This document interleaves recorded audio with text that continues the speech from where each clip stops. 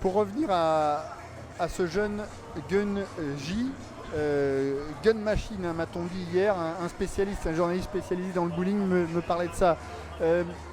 Cette histoire de boule, et on viendra aussi sur le lancer du Finlandais bien spécifique. Tout à fait. Cette histoire de boule, une seule boule depuis le début de la compétition. Pourquoi c'est si spécifique? Alors, deux choses. La première chose, c'est qu'effectivement, il joue avec une uréthane. Donc, apparemment, par rapport aux conditions de jeu, ce qu'on appelle le huilage qu'il y a sur les pistes, effectivement, ça convient tout à fait et il n'y a aucune raison pour lui de changer de boule. Et c'est là où vient la compétence. C'est-à-dire que la différence, c'est qu'il y a peut-être des joueurs qui vont avoir besoin de plusieurs matériels pour pouvoir s'adapter. Ouais. Et lui, il s'adapte par rapport à ce qu'il sait faire, par rapport à ses compétences. Et là, vous comprenez bien le niveau de confiance, mais en tout cas le gros niveau de travail qu'il y a derrière. Donc les lacunes, elles ne sont pas remplacées par les boules de bowling. Ouais. Les lacunes, lui, il trouve la solution par lui-même. Et donc là, ça veut dire que déjà, ça c'est un point fort au niveau mental. Ça veut dire qu'au niveau de la confiance, là-haut, ok, j'ai qu'une boule, mais je vais réussir à m'adapter, quelles que soient les conditions de jeu. Et là, d'ailleurs, ce qui est étonnant, parce que je pensais qu'il allait peut-être essayer d'autres boules, mais même pendant les finales, on sort du contexte. On n'est plus dans le même bowling, on n'est plus sur les mêmes pistes. Il garde la même boule et il joue quand même avec. Voilà. Donc ça, c'est assez impressionnant. Et là, je peux vous dire que le niveau de confiance, là, pour battre sa bulle à lui, pour la faire craquer à lui, c'est pas simple. Donc là, c'est un sacré challenge que va avoir le Finlandais de jouer contre quand même un joueur exceptionnel. De toute façon, vous le voyez dans l'attitude. Il n'y a aucune émotion. Un peu comme les joueuses auparavant d'ailleurs, les deux Coréennes qui ont disputé cette finale Master Femme. Et justement, la rencontre, cette finale Master Homme va débuter avec en premier Gunji. Vous voyez la concentration, là il est dedans, Avec la boule. Et la volonté. Et la volonté quand il lâche la boule. Et c'est strike, dès le premier coup. Ouais, direct. Allez, on va voir comment peut lui répondre le jeune Finlandais. On le rappelle, champion d'Europe de doublette. Oui, en 2018. Oui. En 2018.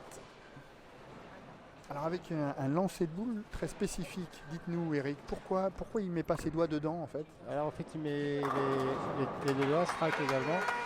Il lui rend la réponse. Et il ne met pas le pouce, qu'on appelle le jeu à deux mains. Donc c'est un jeu qui j'avais déjà vu ce jeu au championnat d'Europe il y a à peu près une dizaine d'années, donc ça commençait juste. Et là, il commençait à y en avoir partout de plus en plus. Alors, c'est un avantage au niveau de l'énergie, de pouvoir mettre beaucoup plus d'énergie, donc avoir plus d'impact sur la piste. Ouais. Et peut-être se permettre aussi de faire peut-être un peu plus d'erreurs qui derrière au bout du compte vont payer. Allez, on a changé de piste pour les quitter. Split. La boule elle est un peu sortie derrière la Q1, elle a eu du mal à revenir. Et il y en a deux qui sont restés debout. Et bien opposés, ce qu'on appelle un split. Voilà, donc comment faut-il faire là justement pour tenter de faire tomber les deux quilles et faire un spare? Là vous allez voir, il va fermer, il va vous montrer. Parce que j'apprends aussi beaucoup. D'accord, là il faut qu'il touche la quille à droite, le Finlandais. Voilà. Il fait un strike. Le Finlandais va lui mettre d'entrée un peu la pression. Donc là le Coréen, il faut qu'il touche la quille à droite. Donc voilà, pour que la quille soit envoyée vers la gauche, vers la quille. Ouais, tout à fait. Ouais. Mais un petit peu comme sur cette première finale femme. Voilà, ce ne sera pas fait. Il n'y arrive pas. Il assure une quille. Mais après, c'est des choix stratégiques. Soit on va essayer d'aller chercher les deux quilles. Mais là, c'est le début. Effectivement, il n'y a aucune raison d'essayer d'aller chercher les deux quilles. J'assure une quille et je vois après. Par contre, ce genre de situation, si on le retrouve à la fin où il y a besoin d'aller chercher les deux quilles, on prend le risque.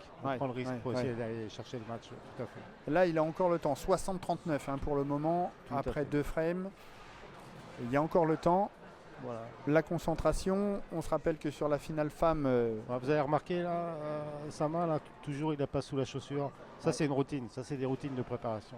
Vous aviez comme ça, vous, des routines des tics, des routines comme ça. Il y en a une.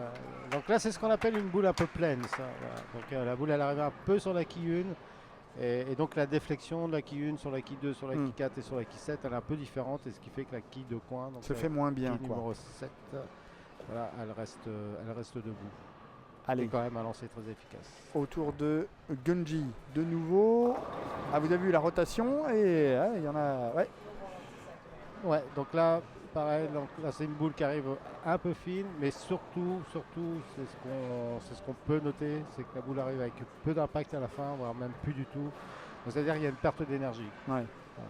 Et là, c'est un peu la difficulté, c'est que le Coréen, quand même, il joue avec une boule, une uréthane qui demande à être précis, régulier.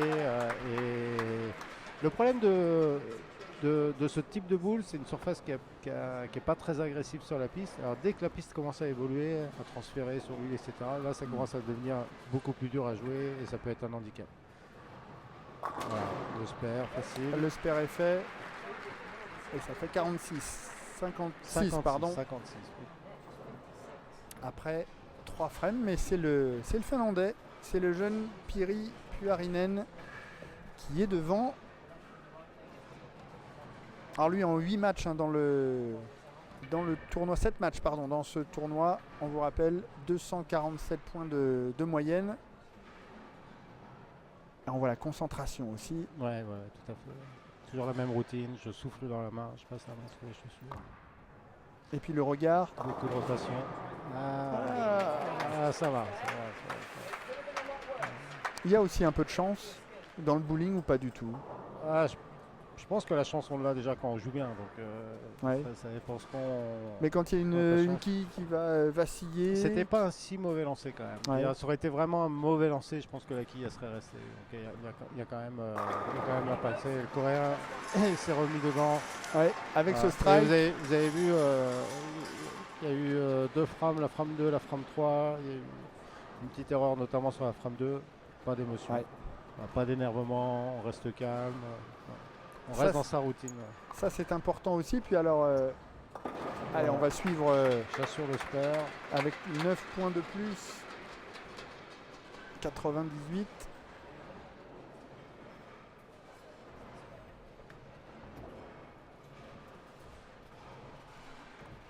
Donc là, le coach derrière finlandais lui parle. Ouais, pour essayer de rectifier un petit peu le tir. Voilà, par rapport au lancer qu'il a fait avant, où il a failli laisser ce qu'on appelle un split, donc de faire une rectification, d'être vigilant. Le Coréen qui va lancer. Là aussi, grosse concentration. Et c'est parti. Ça va être derrière. Oh non, oh. Ça a frôlé le bord de la piste. Ouais, il a dû faire un ajustement parce que le lancer n'était pas tout à fait identique. La boule est sortie, donc peut-être qu'il a fait un léger ajustement vers la gauche pour éviter de la sortir de trop. Mais la boule, en se décalant à gauche, il peut se créer de la marge, ce qu'on appelle la marge. Alors important aussi, et on le voit sur le lancer, et la petite rayure noire, hein, il ne faut pas dépasser, surtout sinon ça fait faute. C'est bien ça. La ligne de faute. La ligne tout de... à fait, ouais. Ouais. C'est ce qui délimite en fait le début de la piste.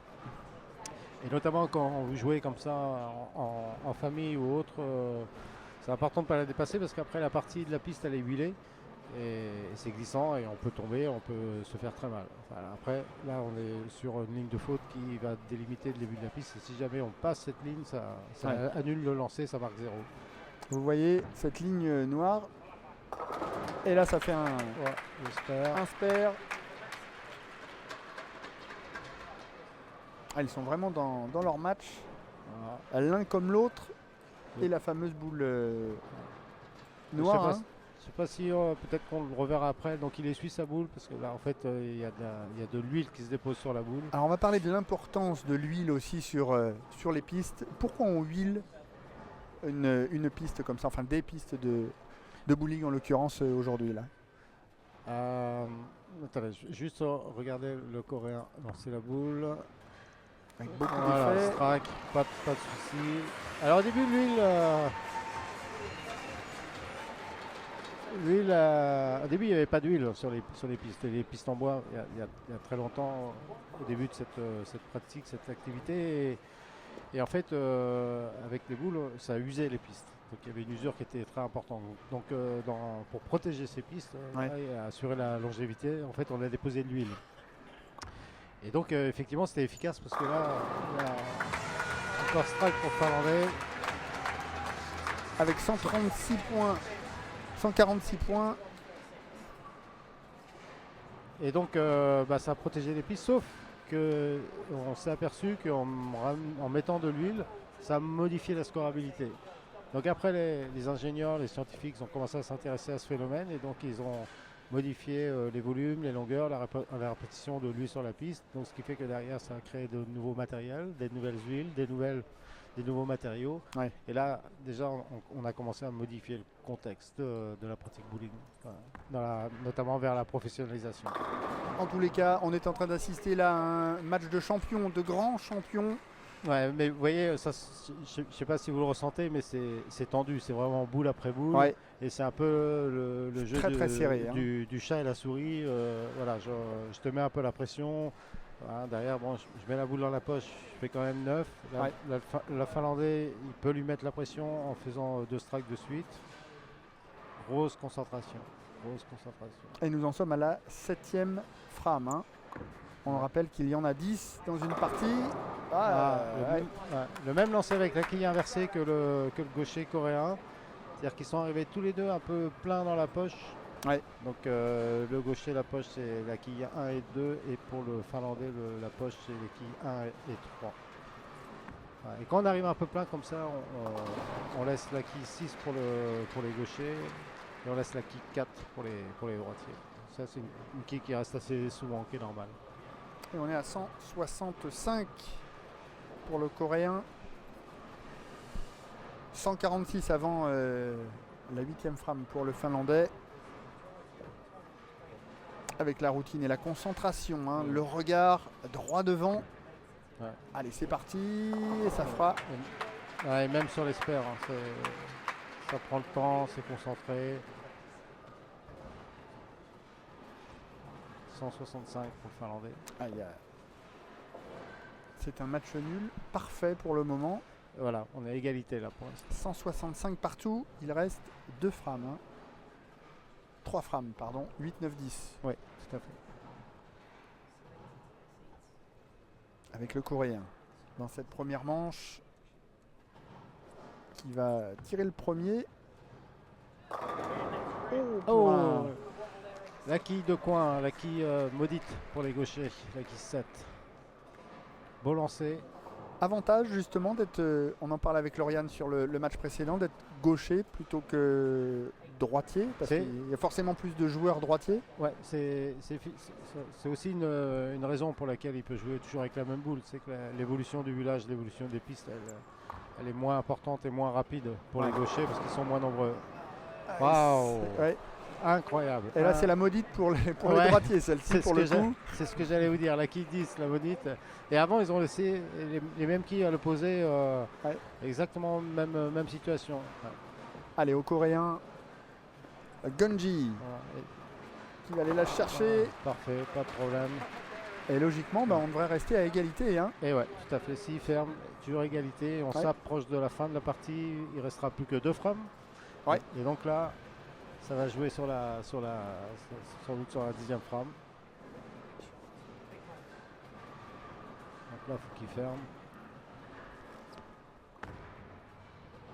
Parfait. Et c'est fait. Parfait.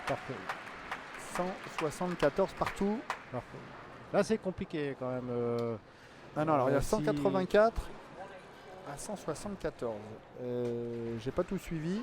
J'ai dû rater quelque chose. En tous les cas, pour l'instant. Non, 184, c'est bien ça. Non, 184. 184 partout. Ouais.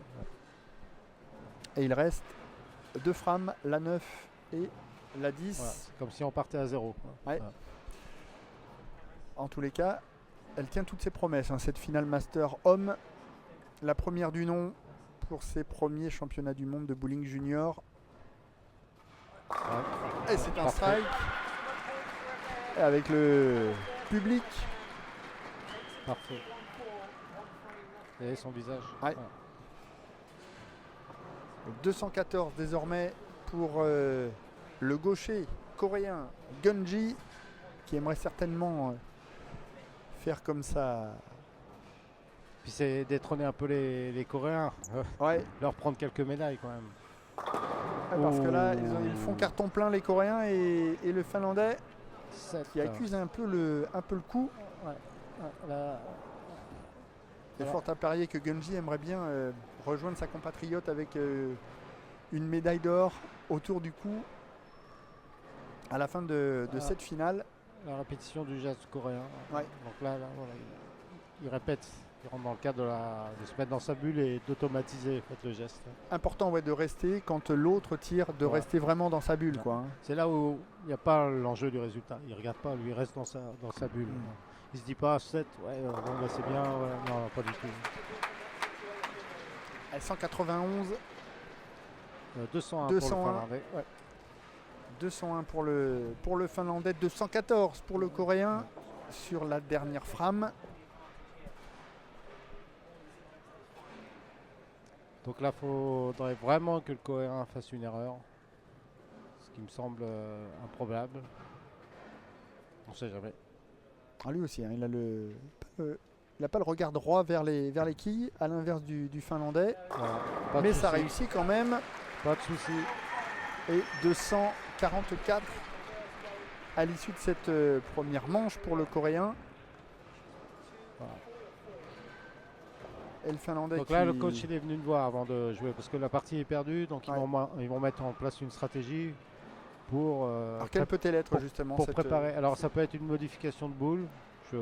Là voilà, il a modifié sa boule. Il vient juste de changer de boule. Ouais. Effectivement, le coach il a dit pour préparer la partie d'après. En fait, on fait un essai pour voir ce que ça donne. De toute façon, la partie est perdue. Ouais. Donc on profite de se lancer pour pouvoir modifier une stratégie. Donc là, la modification de stratégie, c'est changer de boule.